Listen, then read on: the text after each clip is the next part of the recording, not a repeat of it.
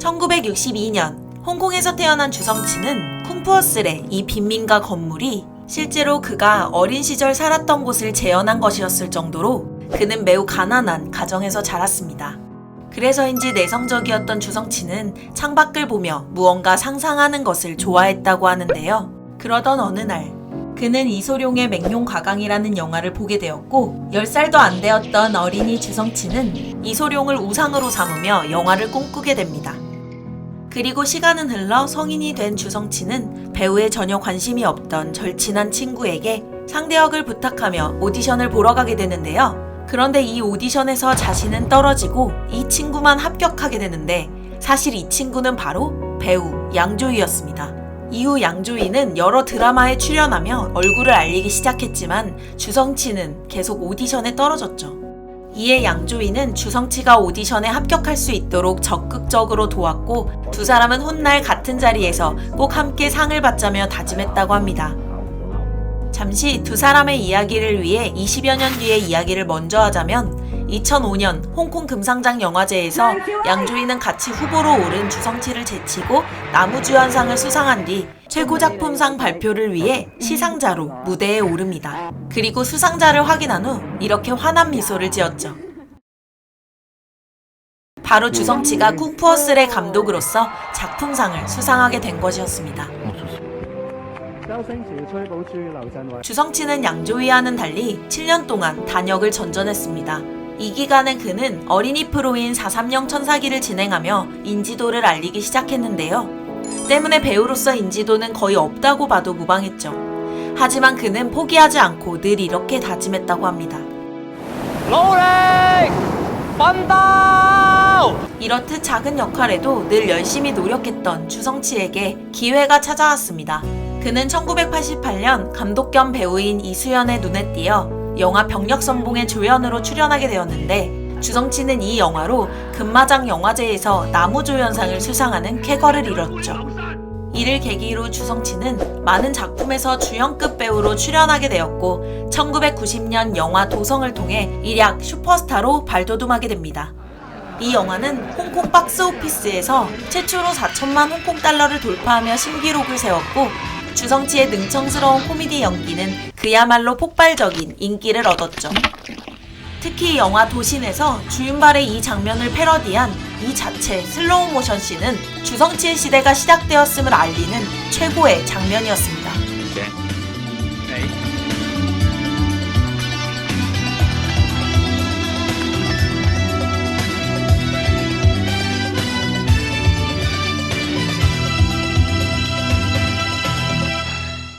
이후 4년 동안은 그 누구도 부정할 수 없는 주성치의 시대였습니다.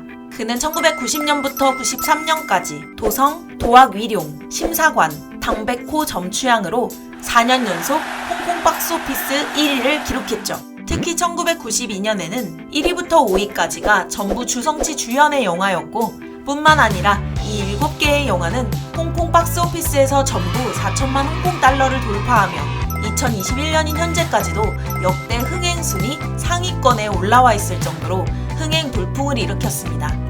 이 외에도 그는 이 4년 동안 수많은 영화에 출연하며 대부분 성공을 거뒀고 1990년대 초반의 주성치는 그야말로 압도적인 홍콩 최고의 흥행 보증수표였죠. 1995년에 개봉한 서유기 1 월강부업과 서유기 2 설리기연을 기점으로 주성치의 영화적 관점에는 큰 변화가 생기기 시작합니다. 이 두 영화는 이전에 주성치 영화에서는 볼 수 없었던 철학적 의미와 깊은 주제의식이 담겨 있는데 이런 부분은 그에게 큰 영향을 줬죠. 그동안의 주성치 영화가 단지 재미를 주는 요소에 그쳤다면 이후부터는 영화의 철학적 메타포와 함께 주제의식에도 많은 신경을 쓴 모습을 볼 수 있는데 사실 이 시기부터 주성치는 배우에서 감독이 될 준비를 하고 있었습니다. 그리고 영화 007 북경특급으로 주성치는 영화감독으로 공식적인 데뷔를 하는데 이 영화를 공동감독했던 이력지에 의하면 주성치는 사실 영화 당백호 점취양 때부터 이미 자신과 공동으로 영화 감독을 하기 시작했다고 밝혔었죠. 사실 주성치는 엑스트라 시절부터 감독에게 많은 의견을 내는 것으로 유명했고, 어떻게 보면 그가 영화 감독이 된 것은 자연스러운 일이었습니다.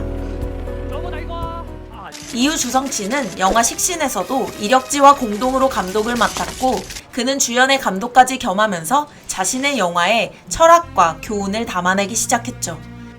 그래서인지 007 북경특급과 식신은 가장 주성치스러운 코미디 영화로 관객들을 만날 수 있었습니다.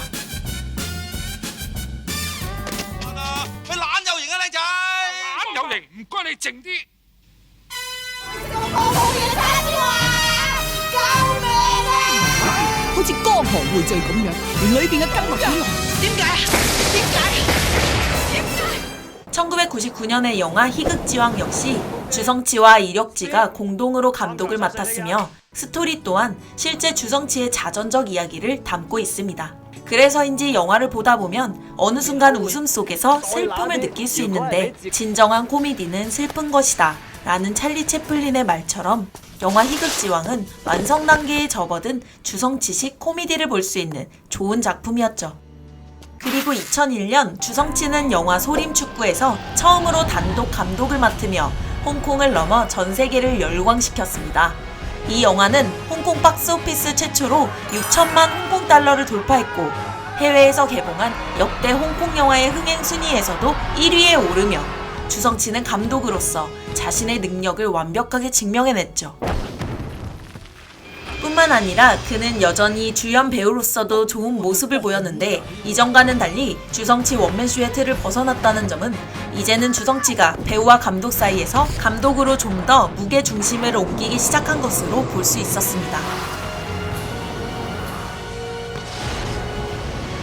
그리고 3년 뒤 주성치는 또 한 번 감독과 주연 배우를 겸하며 자신의 인생 최고 역작 쿵푸어스를 선보였습니다. 이 영화는 소림축구가 세웠던 모든 기록을 갈아치우며 전 세계적으로 흥행했고, 소림축구에서 보여주었던 감독 주성치의 능력이 우연이 아니었음을 증명했죠. 영화 쿵푸어스는 감독으로서 주성치가 얼마나 완벽을 추구하는지 잘 알 수 있는 작품이었습니다. 별것 아닌 장면 같아 보여도 이 검은고 암살씬은 주성치 특유의 웃음에 진지함을 섞어 완벽한 계산하에 만든 명장면이었죠. 사실 주성치는 애드립을 절대 허락하지 않을 정도로 완벽을 추구하였기에 조금이라도 만족스럽지 않다면 무한으로 반복 촬영을 했으며, 이에 영혼의 단짝이었던 오맹달마저 도저히 주성치를 이해할 수 없었다고 했고, 단적인 예로 그는 희극지왕으로 데뷔했던 장백지에게 작은 손동작 하나까지 연기 지도를 하며 해가 질 때까지 같은 장면을 반복 촬영한 적도 있었다고 합니다. 어떻게 보면 참 융통성이 없다고 생각할 수도 있겠지만, 이런 완벽주의를 고집한 덕분에 주성치식 코미디에는 철학이 담길 수 있었던 것이 아니었을까 싶습니다. 이후 주성치는 2008년에 개봉한 영화 장강 7호에서 배우로서 마지막 모습을 보여준 후 2010년대 들어서는 감독으로만 활동 중인데요.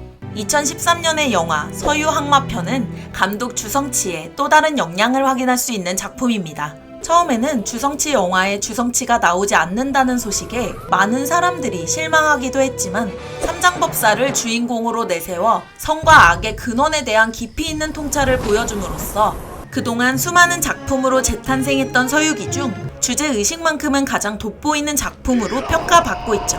문필은 개인적으로도 이 작품을 감독 주성치의 최고 작품이라고 생각하며 꼭 한번 보시는 것을 추천드립니다.